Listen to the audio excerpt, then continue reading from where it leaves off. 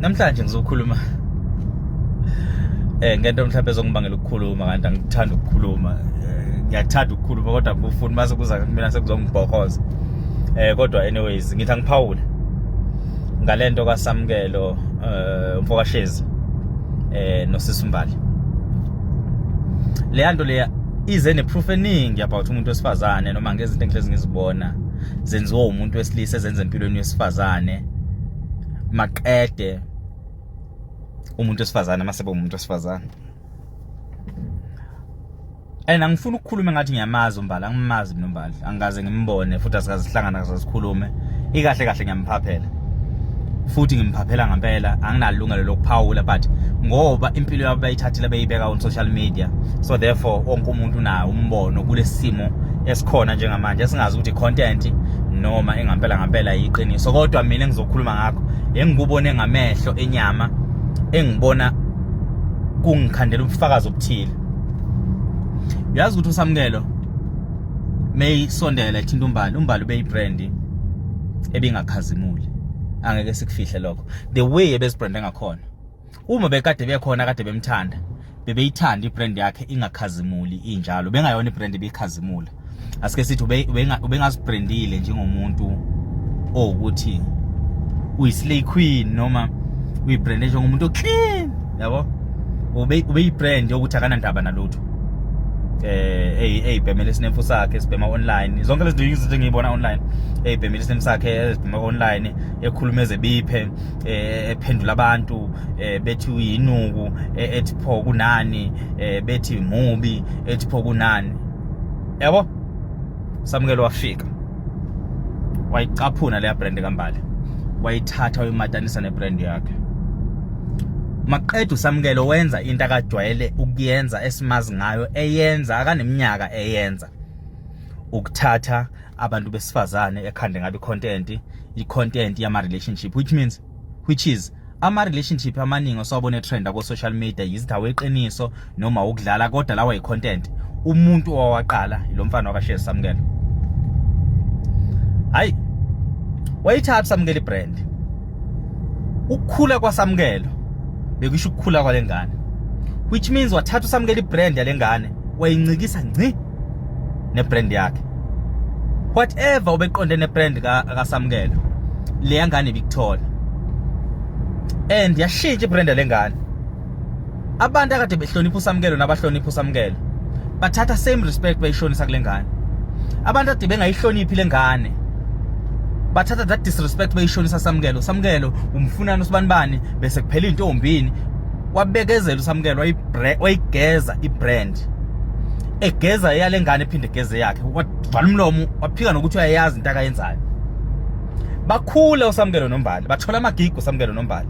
uMbali nginesiqiniseko for sure akakaza abhukwa ebhukhela kuba uMbali before uSamkelo. Kodwa thena mase noSamkelo bese kukhona amagiga bese engena ukuthi useUMbali kaSamkelo, and uSamkelo wenza sure ukuthi la kakhona uyaqhamuka uhamba naye uMbali. Mhlambe ke namanye amagiga ade engena kuMbali ebese engena because uhamba noSamkelo.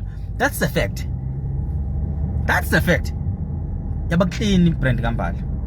uMbali waba clean to a point ukuthi even today mangase kuthi uyambona wonke umuntu ufuna ukumthinta inyama uMbali uphethe zonke indaba ezingojuice. uMbali ureach potential kwayena ade ngazazi ukuthi unayo ngenxa kaSamkelo.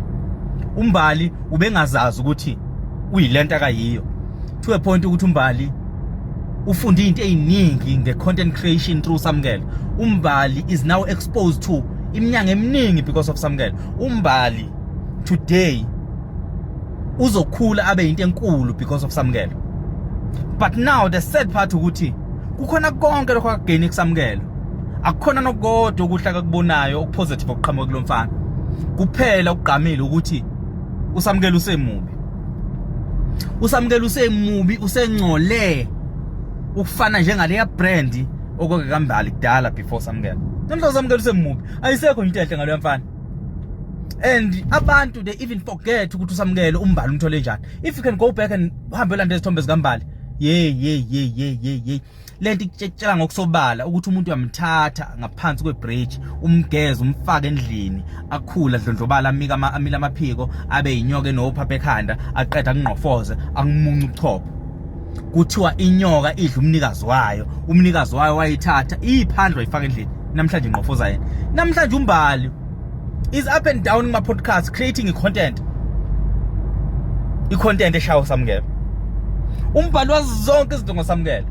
Now the funny part, if uSamkelo wakwalala nombali bekuyophuma nanento ethi uSamkelo walala ngenkani nombali mase kuphuma izinto ezithi uSamkelo akakhanselwe ngoba weyuser leyangane eservice advantage yangane uSamkelo edla imali langane maqedwe edle nayo cause manje sekuyigama laleyangane against likaSamkelo bakholwa abantu bazokholwa abantu uma ethi langane uSamkelo lala nami ngenkani egameni lokuthi ngoba siphusha icontent uSamkelo akangalala naleyangane sibonga lokho ukuthi namhlanje sakumukela kukhulunywa ukuthi uzokhanselwa namhlanje uSamkelo akukho nokugodwa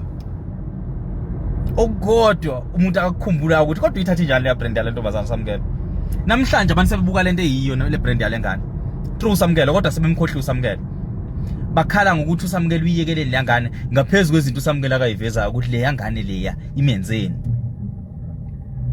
umuntu okusebenzisile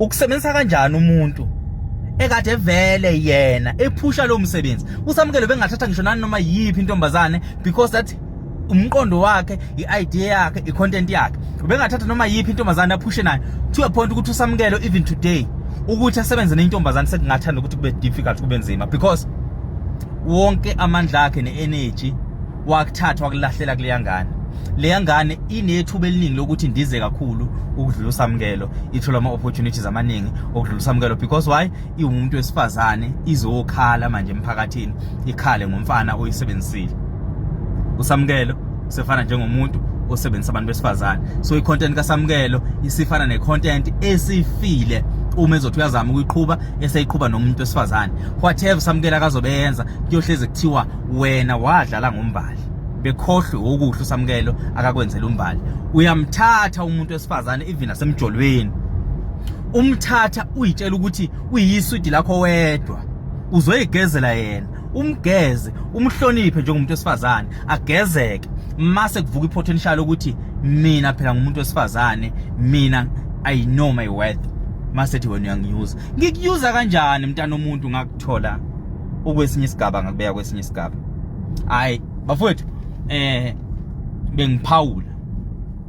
ngiphawulela uSamkelo ngiyazi ukuthi izongikhathala abantu izongihlukanisa nabantu but ke anyways bengibeka nami ngiseke lijikayo so alikhe liba bafowethu akuliwa kulonyaka nje ngivukele negiya nje lokuthi angathi ngaphawula la ngikhalela khona ukuphawula ningangithuki singathukani